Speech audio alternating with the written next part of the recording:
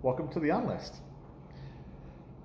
Today I thought I might do a little bit of fact or fiction to either confirm or deny a lot of common conceptions we have here in the online fragrance community. There are a lot of things that people say that are just echoed without really verification or without any personal experimentation, just taken for granted, taken as true, because people who are very popular, influencers, YouTube content creators, so on and so forth, echo these sentiments, and they just go, well, if X or Y is saying it, must be right. And even though I know I am kind of coming from that same place because I have a YouTube channel myself, and I also write reviews and I make content in various forms, so I'm not trying to say that you should treat me any differently than them. You should take whatever I say with a grain of salt as well and do your own fact checking. But there are a lot of things that get spread around and people just take it at face value, and that leads to some misconceptions, and I want to dispel some of those while also confirming other ones as being true. So this is kind of like a Mythbusters, but the fragrance version of it, I guess, right? So in no particular random order because it's an unlist like any other, not ranked. But first things first, the conception that a higher amount of alcohol means a weaker fragrance, so a higher amount of oil, a more concentrated fragrance is going to be stronger and better performing. That one's false. And there are many reasons why it's false. But the biggest one is what makes your fragrance strong or weak isn't the amount of oil cut with alcohol, it's the actual materials themselves, because there's chemistry involved. Even if you're using all naturals, there are still chemicals, there are still molecules in those naturals, and they definitely control the longevity, the projection, because how long your fragrance lasts is really about how chemically sound it is, since heat and light and other things break down the fragrance. The oils in your skin, the acids break down the fragrance. So really it's about what goes in it, not how much of it there is. If you were to take something like a eau de cologne, for instance, like 4711 or Aqua de Parma, one of those, and you were to just dose the actual fragrance oil really high, like up from eau de cologne to eau de parfum or parfum, so let's say you did a 40% concentration of 4711, right? So it's like X straight. One, the citrus oils would be so high in that it would probably irritate your skin. You'd probably get some kind of rash or skin burn, which is why we have IFRA. I've already done a video on that. It's why IFRA exists, because we didn't have anything prior to IFRA and no one was checking to see if these things were safe or not. I know a lot of you guys hate IFRA because it results in your favorites getting reformulated and your favorite materials getting restricted or removed, like oak moss and such. But if we follow this through, that 40% concentration of 4711 is going to probably burn your skin, and it's going to smell a whole lot like citrus. But citrus is a very volatile compound, so they break down really fast on skin. So while I want to say you might get marginally more richness, marginally longer lasting perfume, once those citrus oils settle in, and whatever trace herbs and woods that are in a cologne like that, it's gone. You know, it's not going to suddenly be a 10, 12-hour fragrance experience with crazy projection because you upped the oil quantity. And it's because it's a cologne that was designed around large quantities of citrus oils to begin with. So that one's false. It's not about the concentration of the fragrance, it is about what is in it. And furthermore, the more oil you tend to put in a perfume, the less projection you get anyway, the more longevity you get. You get longer lasting, but you get less projection. And that's because the alcohol actually aids in the projection. Because the alcohol does what? It evaporates. And with the actual evaporation of the alcohol makes the perfume push off your skin more. So that's why colognes and eau de toilettes tend to have a lot of projection, but don't last very long. While your eau de parfums and your parfums and extrays, they sit closer to skin, but they last until you scrub them off. So there's a give and a take with that. But it is false. That one is false.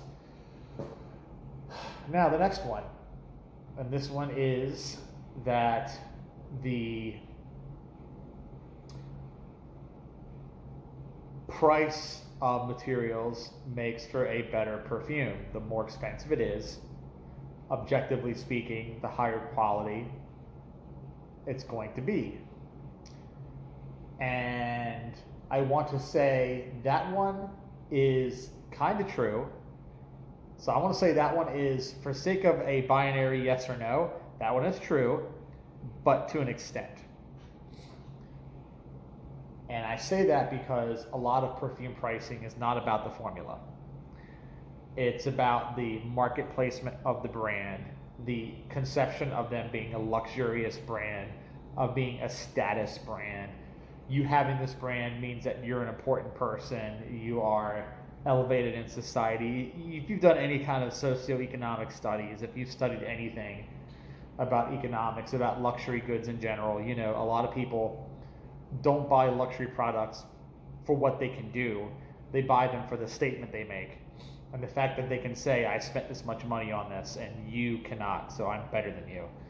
But if you separate all that garbage, you separate the market copy, you separate the expensive bottles, you separate the deluxe packaging with the velour and velvet crush inside, all that bullshit. If you're talking just formula, nothing but formula, the expense of the formula itself, then most of the time, yes, you spend more money on better naturals, better synthetics, higher grade materials. You will usually get a better smelling perfume. But there again, how good is the perfumer?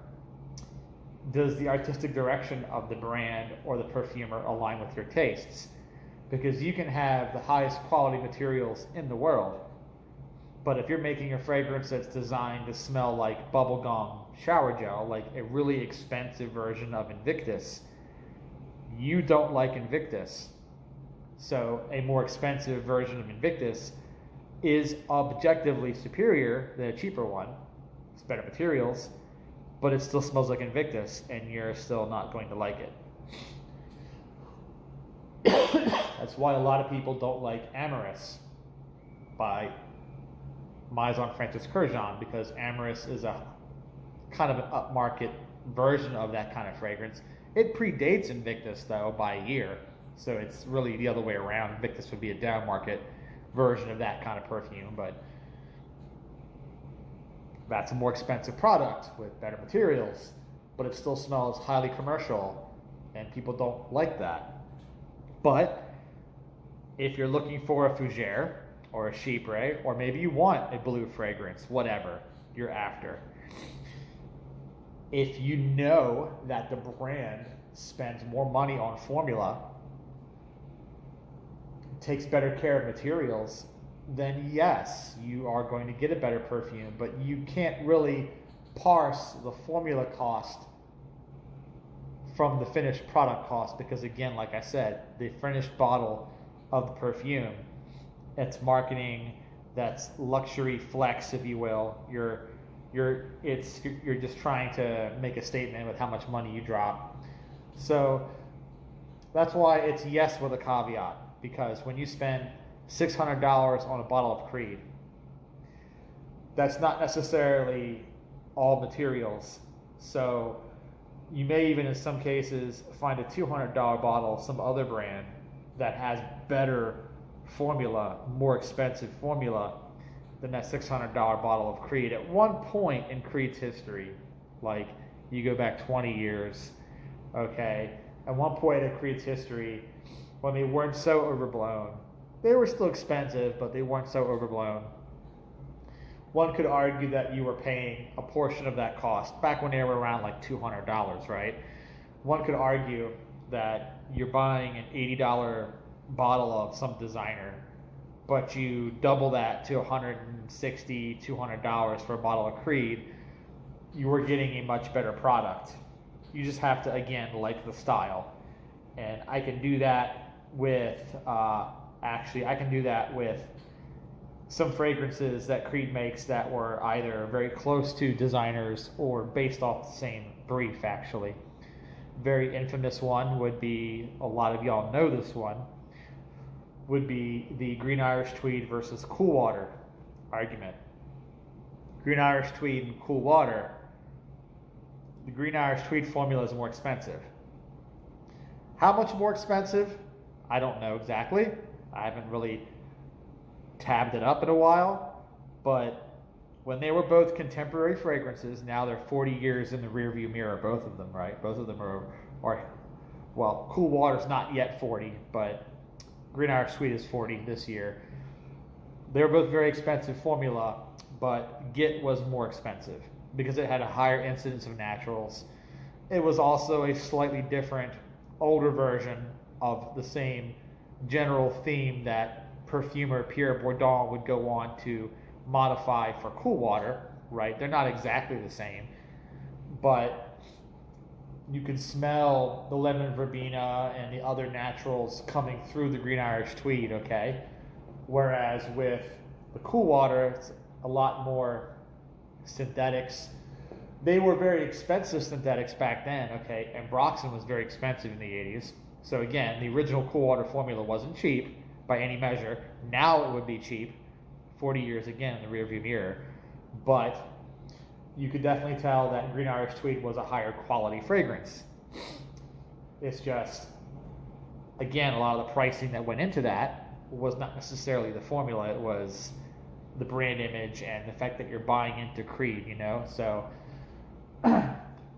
Rolex could sell a Timex watch and Timex could sell a Rolex watch. Okay, that's the point I'm trying to make here. So now another one. So this next one is going to be, older is always better than newer. The older bottles are truer to the perfumer's vision. The older bottles always have more expensive materials. Whenever you buy an older version of a fragrance that's been out for a while, the older bottle is always objectively, unilaterally, undeniably, and arguably superior every time. That's it. Older is better, period. False. Again, there's a number of factors as to why this is false. But the biggest one is time. If you were able to go into a time machine and go back to the actual year that fragrance launched, buy that bottle, take it with you into the future, and then compare it to a modern bottle of the same fragrance. You did an A and B test under guess, chromatography, smelled it, spectroanalyzed it, whatever else. A large portion of the time, you will find that the older bottle does have higher cost materials. You'll find that it does sit closer to the original brief that was intended when the fragrance was launched, because it's the first, right? It's the one that was approved and hit the market. So anything after that is getting further away with revisions and alterations and such. But we don't live in a world where we have DeLoreans or TARDIS machines, right? We don't have Doctor Who to take us back to the 80s. So a lot of times when you smell a surviving specimen of an older perfume, you're smelling something that has been patinaed. Now you can get really, really good, well-kept vintages, okay, that have been kept in cool places, dark places, away from humidity, away from UV light. They've never been opened, never been sprayed, never been oxygen in the bottle, the seal has never been cracked, kept in a box some weirdo just decided to buy a bottle of Koros or a bottle of Polo and keep it in the cellophane for 50 fucking years just because that's what they do. They just bought perfumes and kept them in like a wine cellar, okay? Those people are out there and those bottles are out there, but that is extremely rare. Extremely rare. 90% of the time, and this is where you vintage guys hate me, and I've gotten plenty of hate, I've gotten threats, I've gotten people that have had to be hidden from my channel, I've gotten people that have actually done straw man attacks and come after me for my sexuality. They've done attempts at doxing me. Vintage people get really obsessive and crazy. Why do you think I pick on you guys so much? Because y'all are just off your rockers. A lot of y'all, it's more to do with vintage perfumes. It has to do with almost like a sort of identity politics, ideological thing that I'm not going to unravel because I'm not a psychologist. Okay, I'm not getting into that, but your whole worldview is shaped by this, what I call aggressive nostalgia. That's what I call it. Your whole worldview is shaped this way, and y'all don't like it when I have to lay the truth down on you, but 90% of those bottles, you know, even if they haven't been opened, right, they were not stored in these museum level curated spaces. They were kept in attics. They were kept in the best you could do is a air conditioned house in a closet, like grandma's perfume or something, okay, kept in a basket. You get lucky with that, or old stock in an old store that never sold, that's been sitting in a shelf somewhere. You get lucky with those finds. But the thing is, most of the time, that's not what you're buying. Most of the time, you're buying a used bottle. You're buying a bottle that's been sprayed a half dozen to a dozen times. There is air in the bottle. Light has hit the bottle. Heat has hit the bottle. So the top notes deteriorate. Aldehydes break down. Okay? Terpenes can form in the perfume that were originally not part of the formula. Other things can also happen as a result of this aging process. And while I want to say that at least half the time, what you're left with is still good smelling. So you lose some top notes, okay? So what? Base notes get richer. A lot of people like that. Being able to smell the oak moss or the sandalwood, being able to smell the tonka, or the musk ambrette, or the musk xylene in the base, or they can smell the rosewood or whatever better. So having the top notes fade a bit can be an improvement for some people. Okay, I will concede that. I will concede. Faded top notes can sometimes make a more robust fragrance. But there comes a tipping point where aging isn't aging in a good way anymore, it's in a bad way. Okay, you can call it maceration if you want to, but there's a point where you start to get things you're not supposed to smell in the perfume. And there are some people who will just kind of muscle through that and go, nope, this smells good, I love this, this is great. And I'm like, okay, cool.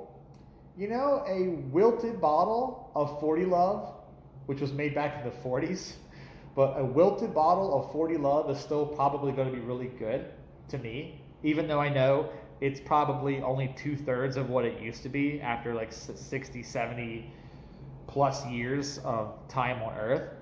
I might still enjoy what's in that bottle, but I have to concede that that bottle of 40 Love is not what it was meant to be. So that's why I say false to that.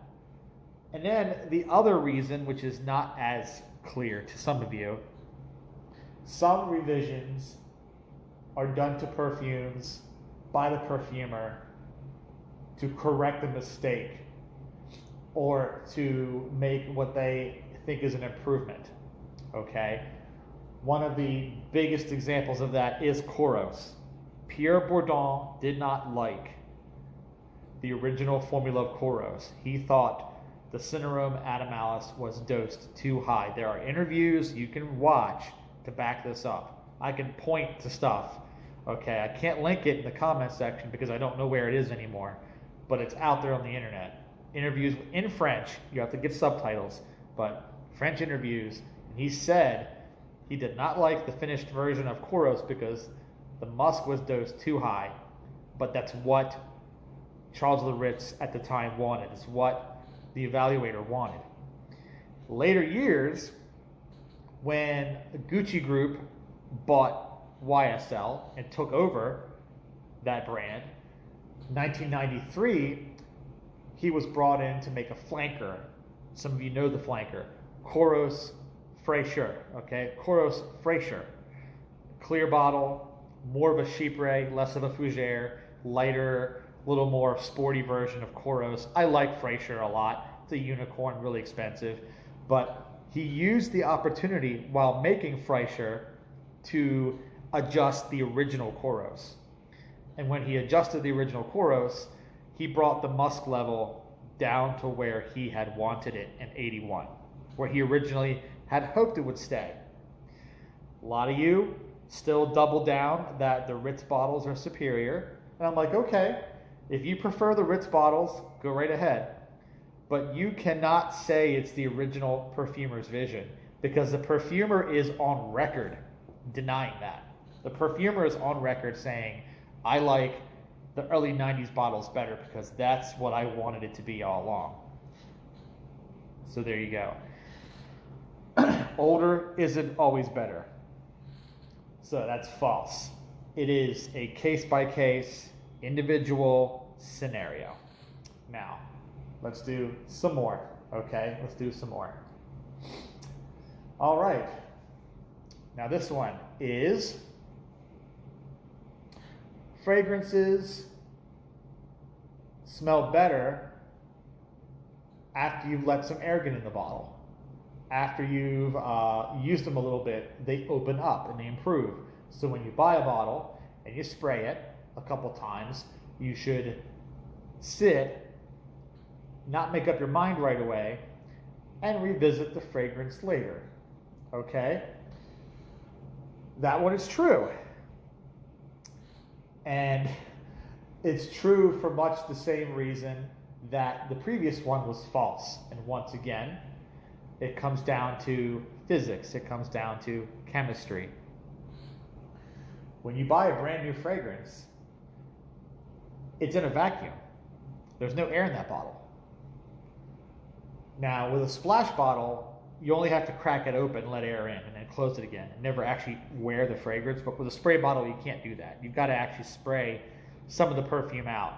So with splash bottles, it's not necessarily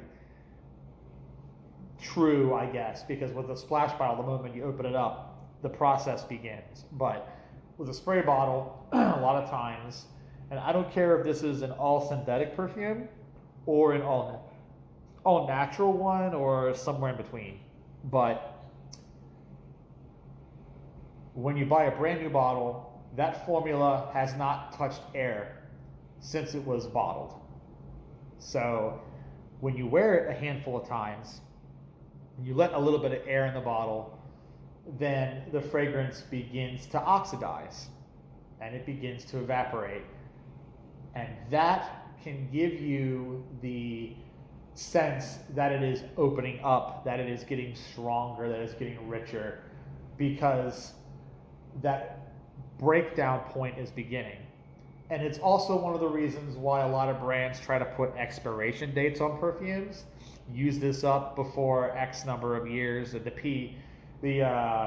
PAL numbers they call them. So, and I don't necessarily think that they expire. They just change in smell, obviously.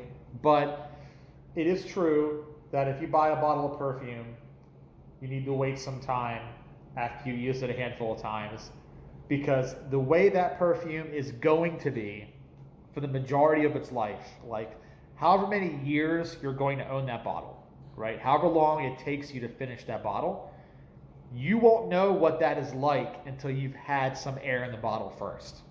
Because when it is fresh, brand new, fresh perfume, it might be very top heavy. Okay, the base notes might not come out a lot. You might think there's performance issues. So that one is true. Now, if you know someone that doesn't really work in an oxygen-free environment or whatever, they're making all their stuff by hand, and those materials have sat and macerated or whatever for years before you get them in your bottle. Like if you're getting an artisanal perfume or something, maybe that's not the case. But with a lot of your chemical, big bottled perfumes, a lot of your designer stuff, yes. A little bit of air in the bottle will usually help liven things up a bit. And then the last one, the one that we're going to end the video with before we roll out, is true that when a fragrance is not as strong as it used to be, or a new bottle is not as strong as an old bottle, or you've owned it for a while and it seems weaker, that the problem is the perfume. Either you've got to spray more, or they've reformulated it and it's worse now, or it's wilted somehow and deteriorated. That's false, okay? The reason is anosmia. Yes, perfumes will change over the course of years.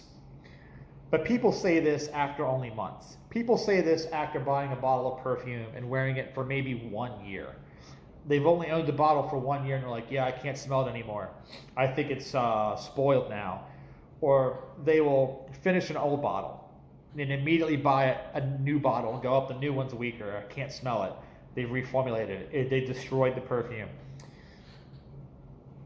No, my dude. That is you. That is not the perfume. Couple things are at play here. When you're going from an old bottle of perfume to a new one, that old bottle has, if you've had it for a long time, has oxidized for a long time. It's evaporated for a long time. By the time, I want to say you're halfway through a bottle, starting at the halfway point on down to the bottom, what I call the back half. The back half of a perfume is going to feel a lot richer and stronger than the front half because now it's half oxygen. So now it's really beginning that breakdown process. It's evaporating, it's consolidating, it's congealing rather. You might even notice the juice turns darker. Once you're halfway through a bottle, the juice will look darker than it was when it was new. That's just nature doing what it does, okay? So when you move to a new bottle, it's fresh, has to spend some time, oxidizing. You have to use it, get some air in there. But if we're talking about the same bottle of perfume that you've only had for a year and you're only like that far down, and you say it's weaker, you say you can't smell it, something's happened to it, that is you. That is called anosmia. Your nose has gotten used to the fragrance and your brain has tuned it out. So I have spoken about anosmia in other videos. I've done things about anosmia in live streams and so on and so forth. So basically, it's like when you smoke cigarettes all the time. You can't smell nicotine anymore. When you live with a bunch of animals, you don't smell the animal. You might reek of litter box or reek of dog hair, but you can't smell it, okay? You work on a farm, you work at a gas station, you smell like oil and gas. You smell like pig shit if you work on a farm. You smell like coal if you work in a coal mine, but you can't smell it because your nose has this thing where if it's bombarded with a smell constantly, it tunes the smell out so you can smell other things around you. It's a survival thing. It's so you can smell danger. And this other smell is constantly there. It's always omnipresent. Your brain goes, tunes it off for your own safety. So perfume can do the same thing. If you're constantly wearing Aventus, constantly wearing Terre de Hermes, whatever, these are really strong perfumes. You probably need to either wear less, take a week or two away from the perfume, stop wearing it for a little while, or don't spray near your face, don't put it in your chest, don't put it on your cheeks. Anywhere that you breathe, okay, like this, don't put it here. Put it behind your ears, back of your neck, palms of your hands, wherever you want. Just avoid the space where you breathe. And then, trust me, you take enough time away from it, couple weeks if you have to. You know, detox, if you will. Use less of it. Put it in places where you're not constantly exposed to it, like the back of your neck, behind your ears, whatever. I guarantee you, you will notice significant performance gains from the same bottle. The same bottle you couldn't smell. The same bottle you couldn't smell. You will suddenly smell very well. And this can also double for the vintage guys who also think that the new ones are not as strong as the old ones. The same sort of thing, you know, or the guys who think that, you know, naturals are better, or the people that think that you need a parfum version or elixir version of everything because the eau de toilette's not good enough, or the eau de parfum is not good enough. All of these misconceptions about the strength of perfume, a lot of it can circle back to right here. You are anosmic to the perfume. Whether it's a new bottle instead of an old, whether it's the same bottle you've owned, whether it's more synthetic, you know. I will say the caveat here, perfumes that are heavily based on one or two materials are more likely to make you anosmic than more complex ones. So if you have a perfume like Terre de Hermes, which is like 55% ISOE super, or a perfume like Bois Imperial or Ganymede, which is like, I don't know, 80% Akagala wood or something, or a perfume like Cool Water, which is like a huge slug of dihydramycinol and ambroxan. Those kind of perfumes that are heavily based on one or two materials, you're going to get anosmic to them more quickly than a complex perfume made from many materials that are more evenly balanced. So I will give you that caveat there. I will give you that hat tip that heavily single compound material perfumes can drive you anosmic more quickly than more complex ones. But the problem still lies with you. It's not with the fragrance. So that one is false. Okay, guys, that's been my little true or false video. Hopefully you enjoyed it. I know some of you are going to be butt mad, but your tears sustain me. For everyone else, thank